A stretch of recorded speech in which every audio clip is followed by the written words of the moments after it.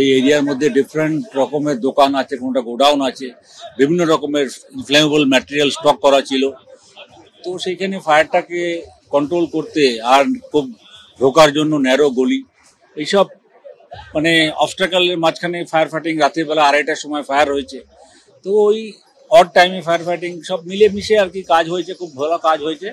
Fire fighting system সেইভাবে এখানে কিছু আমরা দেখতে পেলাম না। যদি আপনার ডিলে রেসপন্স হতো তাহলে এই পরিস্থিতি থাকতো না, পরিস্থিতিটা অনেক জটিল হতো।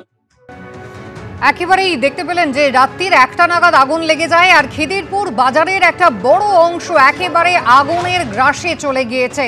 একাধিক দাহ্য বস্তু মজুদ ছিল সেখানে। গভীর রাত হওয়া সত্ত্বেও 100 ডায়ালে ফোন করে পুলিশ সাড়া দেয়নি। দমকল আসতে প্রায় 1.5 ঘন্টার বেশি সময় লেগেছে।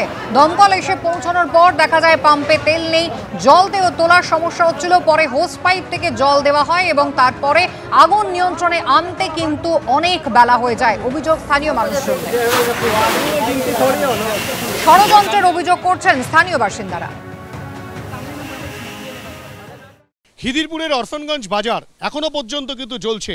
রাত 1টা থেকে সেই আগুন এখনো পর্যন্ত সম্পূর্ণ নিয়ন্ত্রণে আনা সম্ভবপর হয়নি। স্থানীয় বাসিন্দারা, স্থানীয় ব্যবসায়ীরা তারাও কিন্তু হাত লাগিয়েছেন দমকল কর্মীদের সঙ্গে।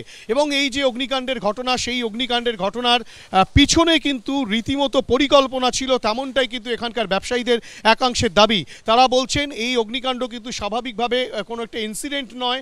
তাদের বক্তব্য এই অগ্নিকাণ্ড কিন্তু ঘটানো হয়েছে, এই অগ্নিকাণ্ড পূর্ব পরিকল্পিত। नहीं कह रहा हूँ, पूरा यहाँ का दुकानदार कह रहा है ये पूरी साजिश है। इतना जल्दी, इतना तेजी गति से आग कैसे, पूरा मार्केट 500 दुकान कैसे जल सकता है? हजारों दुकान है, हजारों दुकान। अब देख रही है, पूरा सुनिए समाज का 1000 दुकान से भी बेसी दुकान है। और हम देखिए मुख्य रूप से हम यही कहना चाहते हैं, सरकार से यही कहना चाहते हैं, अगर आपका ज़मीन है, आपका कुछ भी है, आपकी संपत्ति है, आप नोटिस करके कहीं भी खाली करा दें। इस तरह आग ना लगाएं। हम ये नहीं कहते कि आप आरोप नहीं कह रहे हैं पूरी कि आप ही लगाए होंगे, लेकिन एक जो अनुमान होता है, जो रिसेंटली जो देखता है वो बोलता है आदमी।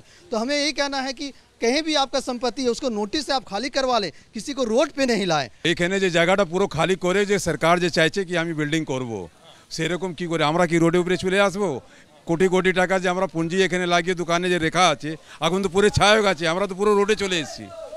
আমরা কি এখানে থাকবো? আমরা কি করে থাকবো এখানে? আগুন এখানে কিন্তু একেবারে পরিকল্পনা করে আগুন লাগানো হয়েছে, তেমনটাই ব্যবসায়ীরা স্পষ্টত দাবি করছেন। এইখানে এই যে এই প্রায় ব্রিটিশ আমলের যে এই বাজার, সেই বাজারকে কি আপনারা বলছেন এই অগ্নিকাণ্ডের ঘটনা, এই অগ্নিকাণ্ডের ঘটনাটা স্বাভাবিকভাবে? কখনোই স্বাভাবিক না। প্রথমে এটা ছিল ডিএম অফিসের আন্ডারে, ডিএম থেকে কর্পোরেশন নিয়ে নিল, আমাদের কোনো ভাবনা ইয়ে করে। রাত 1টায় আগুন লেগেছে, ইঞ্জিন এলো দুটো তিনটে ইঞ্জিন এসছে, তারপরে কোনো দমকলের গাড়িতে পেট্রোল নেই, কারুর আবার জল নেই। এইভাবে গোটা মার্কেটটা পুরো চোখের সামনে, আমার চোখের সামনে আমার দোকান জ্বলে গেছে, কেউ কিছু করতে পারলাম না কিছু। কি কারণ? এর নেপথ্যে এত বড় জমি, 55 একর জমি, কোনোভাবে কোনো সরকার দখল করবে, কোনোভাবে চাইছে কাউকে দেবে, কোনো গোষ্ঠীকে দেবে, এটাই কারণ হতে পারে। সুতরাং ব্যবসায়ীদের একটা দাবি, ব্যবসায়ীদের একাংশ যেটা দাবি করছেন যে এই অগ্নিকাণ্ডের ঘটনা কিন্তু একেবারে পরিকল্পনা মাফিক করা হয়েছে, তেমনটাই তারা বলছেন। কেননা প্রায় 55 একর জমি রয়েছেন।